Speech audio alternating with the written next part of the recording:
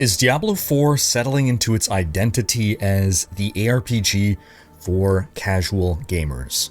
Hey folks, this is Rhykker, and this video will be an overview of the Campfire chat, the dev update that we just had for Diablo 4 today. Season 7 begins next week, January 21st at 10 AM PST, and we had the PTR, the test server for the new season back in December. I gave my feedback on that in this video over here. In today's Campfire chat, they kind of went over a lot of information that we already knew about Season 7, the season of witchcraft, but they also had some surprises, some changes, and some learnings from the PTR. We're going to, again, go through all that in this video, but we're also going to explore the topic on Diablo 4's identity and whether it is now establishing itself firmly in the camp of being the ARPG for casuals. But before we move on, a quick word from this video's sponsor, Incogni. You ever wonder how you get spam calls, texts, and emails all the time? It's because thousands of companies are collecting, aggregating, and trading your personal data. However, you have the right to demand that a data broker deletes whatever personal information they have about you. Realistically though, for you to track down and contact all the companies to make that request, it would take dozens of hours. That's where Incogni comes in. It's a service that does all of that for you. It reaches out to data brokers on your behalf, requests your data be removed, and deals with any pushback they may give. And you'd be surprised at how much of your personal info may be out there. Not just your name, email, and phone number, but also things like your employment history, your home address, your relatives, maybe even your social security number. So here's my dashboard. You can see that I've got 10 requests left in progress, and 106 have been completed. I've been using Incogni for over a year now, after I'd started getting a bunch of spam texts. I don't know what caused it. I don't know if it's because I signed up for some store's loyalty card or because of a big data breach. While online shopping, there's also a ton of opportunity for your info to get out there and spread around. But after I started using Incogni, I hardly ever get spam messages anymore. So, take back your data, stop the spam, go to incogni.com/Rhykker and use code Rhykker to get an exclusive offer of 60% off. That's incogni.com/RHYKKER and use code Rhykker or click the link below to take your personal data off the market. So first off, we learned a little bit about the one thing that wasn't in the PTR, which was the quest line for the new season. The plot is basically that dozens of heads are missing from the Tree of Whispers, so the tree is all pissed off because you make a bargain with the tree, your head gets put there, and if that bargain is broken, well, tree get mad. So the witches have now summoned us to the Tree of Whispers, offering us a deal. If we get the heads back, they will give us witchcraft in return. For those familiar with past Diablo seasons, Season 7 is kind of a best of Season 1 and 2, and maybe even 3, where you are going to be collecting powers similar to the vampiric powers of Season 2. These are called witchcrafts. There's different types of them. It's all kind of like an upgrade of things we've seen before. There's 3 classes of these witchcrafts. There's many powers to get. You upgrade them. Everything is very well informed by past seasons, as in things have been optimized and streamlined and made better based on player feedback. The new main activity is called Headhunts. We called it Witch Tide on the PTR. Headhunts are a new colored zone for you to go to. They don't replace Helltide. They're in addition to Helltide. In these headhunt places, you're going to have new whispers to do. There's a whole bunch of new whispers. And completing these whispers will basically progress you along getting these powers. Those familiar with the Witch Doctor from Diablo 3 will recognize some of the witchcraft powers as being either directly taken from the Witch Doctor or otherwise inspired from the Witch Doctor. Now, whenever we complete a whisper in one of these headhunt zones, we're going to get these roots to spawn, and anytime you open up one of those roots, there's a chance to spawn a boss. And your main goal is you're trying to find the lost heads, right? So some of these bosses will be missing heads, and some of them rarely will have one of the missing heads. A little wordplay there, it was a little confusing. You will visibly see whether the boss has a head or not. It'll be in the name as well, so you'll know for sure whether killing that boss will reward you with the head. Regardless, you still want to do the bosses, and these are sort of like mini Blood Maiden events. So they've actually, based on PTR feedback, juiced up the bosses a bit, made them a little bit tougher and more rewarding. Not quite to Blood Maiden levels, but nonetheless, this is something that when one of these bosses spawns, everyone in the zone is going to see the little ping on the map, and people will hopefully come together to help take it down. So there's a seasonal reputation track. You complete the Whispers to earn the Coven's favor. That'll allow you to unlock new witchcraft. By killing these new enemies, the Head Rotten, you are building up a resource that you then cash in to level up your witchcraft. There's a few very rare witchcraft like Pyrenedo, the Diablo 3 Witch Doctor power, which is probably one of my favorite witchcrafts, if not my favorite witchcraft. A lot of people are going to work that into their build. I can see it already. That is one where you cannot get it deterministically. You have to find it randomly in the world. I remember I found mine running a pit. It was a big surprise because you never find anything in a pit. Once you find it, you will unlock the power, and then if you find it again, you can upgrade the power. Otherwise, you would upgrade the power by just spending an obscene amount of the resource that you get for upgrading your other powers. Now, one key thing about the witchcraft powers is they are across all your alts. So you're gonna have your main, you get all your witch powers, you start an alt, a secondary character, a third character, whatever, they all share the same witchcraft, so you don't have to farm them up again. Now they've also added something called root holds, which are basically just nightmare dungeons. You're gonna find a special key, it's like a nightmare dungeon sigil, but it takes you to these special nightmare dungeons called root holds that are a great way to farm head rotten enemies. So they're going to be filled with these things, and they're going to be similar to hell breaches. Remember infernal hordes? You would have those hell breaches that you run into, and they're kind of like mini infernal hordes where you occasionally get to make choices between 3 banes or boons. There's going to be stuff like that within these root holds, except you're not going to be limited to one choice. So you could potentially be picking multiple of these banes or boons that are going to modify the monsters and the run going forward, which is a neat little thing. I think is actually more interesting in the root holds implemented the way they did versus what we previously saw. Again, we're seeing constant iteration and improvement on past ideas. While yes, it would be nice to see completely fresh stuff too, at least things that are being brought back better, improved, reworked. So once you eventually get one of these heads are then used to basically cash in for crafting occult gems. These are similar to Season 1, the Malignant Hearts. You can only put them into your jewelry sockets. There are strict improvements over gems, and there are different tiers. There's a whole kind of crafting game. This is a very end game thing. They didn't get into it much on in the Campfire chat, but basically there's a very powerful jewelry slot socketables that are going to fine-tune your build, and again, it's more of an end game thing. You're not going to be messing with these too much early game because they're hard to get and craft and empower. They've updated the Tree of Whispers zone so that there's more NPCs there to make it more of a town hub. Outside of that, though, when you are running these head hunts, if you complete your round of Whispers, instead of having to portal out, go to the Tree of Whispers, you can just go to a Raven. There's a Raven that you'll find in the zone. You can just walk right over to him and cash in. Saves you from having to actually leave the zone, so you're still getting drops, you're still getting XP. While it would be nice to have the Raven spawn directly on us, having to walk, some amount of distance isn't the worst thing. They're also adding a new type of cache as a turn-in reward at the Tree of Whispers, ancestral caches, which are guaranteed at least one ancestral item. They're reworking the season journey to make the early steps more clear-cut and rewarding for new players, to get them to understand kind of how to get into the game and how to play it. And then at the late end of the season journey, they've been reworked to provide more aspirational goals. For instance, for completing Chapter 7 now, you can earn an in-game pet.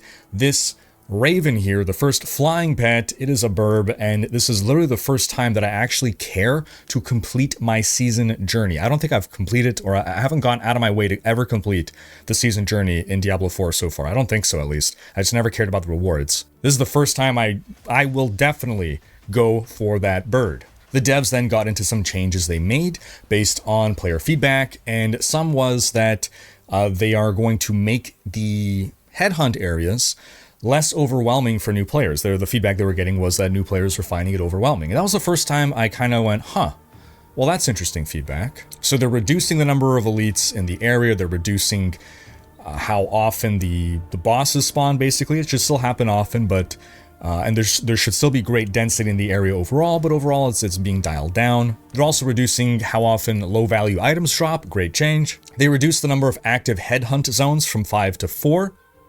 Not super sure why. And they'll also be adding a new HUD element, not at launch, but in a patch 2 weeks after launch, that's going to clarify that completing the Whispers is what causes the roots to spawn, and clicking on those roots is what potentially will spawn the bosses. They also said that some players didn't understand how to earn or upgrade their witchcraft powers, so they're simplifying the 3 altar setup. I think that's actually a shame. I really liked having the 3 separate altars, each with its own unique powers attributed to it. Basically, there are 3 classifications of witch powers, and there are 3 altars pretty much right next to each other, the Tree of Whispers, and each is its own thing, or at least it was. Now it sounds like any altar is going to have access to everything. Was it unnecessary and maybe a bit clunky to separate out the powers that way? Yeah, maybe, but I wouldn't call it confusing. So what I found noteworthy about the feedback points that they were addressing in the Campfire chat about the new season mechanic generally revolved around things catered towards new players finding things too confusing or too overwhelming.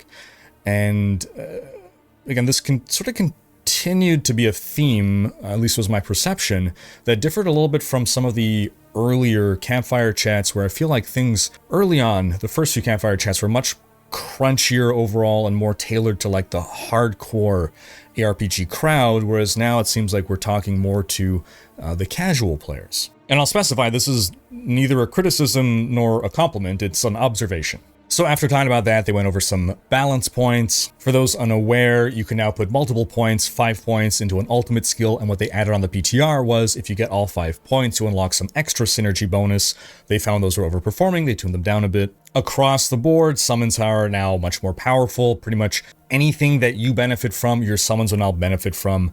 So your summons are treated like yourself for purposes of benefiting from various bonuses. There was definitely excitement from the devs, in particular for the Rogue's Shadow Clone. Now, one thing the devs said will not be addressed with this patch, but going forward in the future, they feel there's too much incidental crowd control, where the meta tactic is to largely just stack a bunch of chance to trigger a certain crowd control on hit, and then you trigger a bunch of lucky hit chance, maybe Fists of Fate, work that into your build, and then you're just randomly all the time triggering crowd controls as opposed to actively when you choose to, and they feel that's not a playstyle they want to encourage. They'd rather keep crowd control something more active. Then going over specific classes, they felt the Barbarian was performing very solidly on the PTR. Hoda and Whirlwind are getting a bit of a buff. Since the PTR, Whirlwind in particular was falling behind, but they expect Barb to be really powerful in Season 7. They were highlighting once again some of the unique items all the classes are getting. In general, they're really leaning into skill synergies. So for instance, if you cast skill X into skill Y, it produces effect Z, which I think is really cool. They address that, yes, the Sorcerer was the weakest class by far on the PTR. The changes that they had made to the Sorcerer did successfully improve its build diversity at the cost of just giga nerfing it. So they're just basically buffing up all its passives across the board to try to uplift all builds equally now. One of the big changes they had made going into the PTR was a rework of the Firebolt enchantment. It was not performing as good as they would like, so they are reworking it again now, where when you ignite an enemy, you're going to heal for 10%, and it's going to launch another Firebolt. They acknowledged that the Druid on PTR was bugged due to a broken Paragon node causing infinity damage. They fixed the bug. Overall now, they feel the Druid is in a solid place. They reworked the blurred beast aspect once again. That's for shred builds. On PTR, I guess they still weren't content with it. Now, basically, anytime you cast shred, anytime you land a hit, there's like a 33% chance of it causing a flurry of other hits, and this can just keep chaining and chaining and chaining if you hit enough, snake eyes on your die roll. They also had those big Spirit Boon updates, making those buffs more powerful, really going to help the early game Druid generate Spirit, which has been the Druid's biggest weakness since release. The Rogue they felt was strong on the PTR, Rain of Arrows especially strong, so they're reducing the scaling on Rain of Arrows. And Shadow Clone, they think it's Shadow Clone's time to shine. He is one of the biggest winners of the rework to the summons. The Necromancer, they said, benefited the most from a bug with alt scaling. They've now fixed that bug, so shouldn't be as broken. Necro definitely benefits the most from the summons update overall as a class. It is the summon class. Then Spiritborn, they say, was still very strong on PTR and arguably still the strongest class. They're making minimal changes from PTR. As we hopefully know by now, those broken builds that were caused by bugs, those have finally been fixed. So now the Spiritborn is just super strong as opposed to ridiculously, stupidly strong. If you want to get into the specifics of everything, they got full patch notes, which are actually pretty immense. Link to those in the description. They felt that occult gems were overperforming a bit, so they've nerfed some of them a bit. Witch powers they felt were a little bit too weak, so they've gone buffs across the board.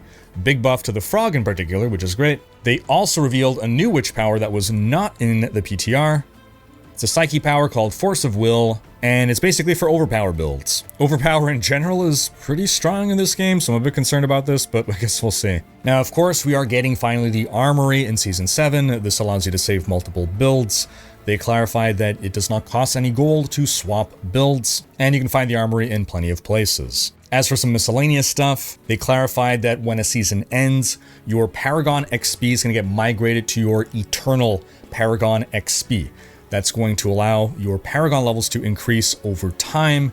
So maybe you don't reach 300 in one season, few people do, but over the course of 2 or multiple seasons, you will eventually reach 300 and unlock all those rewards. Note that it is XP and not levels that transfer over. So if you're Paragon 150 on season and Paragon 150 in Eternal, you're not going to get Paragon 300. You're going to probably get Paragon 175 or 200 or something. All right, changes to unique items that are going to be very popular. As a unique item gains greater affixes, the floor, as in the lowest possible roll on its unique power, rises. So if you're going to get a 4 GA, you're not going to get a garbage minimum roll on that unique. Similarly with ancestral legendaries, they're going to roll with the highest possible rolls. And they've also just increased the drop rate of ancestrals across the board. Also, great and welcome change, gem fragments. You can use gem fragments now to craft jewelry. It's something to do with all those extra gem fragments. Great change. Some early game updates. You no longer have to redo class quests. As long as you have done it one time ever for that class, any new characters you make of that class can skip the class quest. You're going to automatically get the class special power at level either 15 or 30. You can choose to do the class quest, but you don't have to. Great change. Now they're also introducing what are called archetype bags. You'll be able to get these in a number of different ways. One way is by doing the class quest. Archetype bags are basically just themed bags. So for a particular build, for instance, so let's say you're running a sorcerer, you might get a fire bag to drop, and inside you're going to get temper manuals and legendary items that are all kind of themed towards fire, for instance. And there will eventually be greater archetype bags too. During the Q&A, they confirmed that there will be a mid-season balance patch, but they don't start looking at that until they get early telemetry from the start of the season. They make their balance changes based on that season start, and they're not looking to nerf anything. They're just looking to uplift underperforming builds. They're only going to nerf if something is breaking the game. Basically, they want players to feel that it is safe to invest their time and effort into a build and not have that taken away from them, after a few days. I personally think that in extreme cases like what we saw with the Spiritborn, if you are able to, and you ought to be able to, react quickly enough to kill it within like 24 to 48 hours, you ought to do that. I think that's what ought to happen in the case of a complete game-breaking bug. The number of people that are able to build to that in, again, 24 to 48 hours is not significant enough to destroy the season or make too many people upset versus the prolonged negative effect on the season of having a runaway build. Basically, as soon as Rob releases a build guide video on the Barbillions of damage build, an emergency meeting needs to happen, and within 24 hours, that build needs to be killed. All right, so that pretty much covers everything.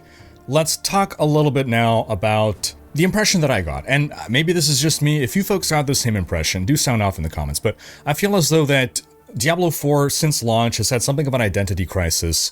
But I feel now it's settling in quite well into being the ARPG for casual players. And I do believe that's in part because of the recent release into early access of Path of Exile 2, which is very much positioning itself to be the ARPG for non-casual players. PoE 2 is a very challenging and punishing and deep game to conquer, whereas Diablo 4 is a relatively easy and forgiving and straightforward game to just chill with. Both games are really catering to two very different types of players, and I felt early on that Diablo 4 was trying to kind of go for the PoE crowd.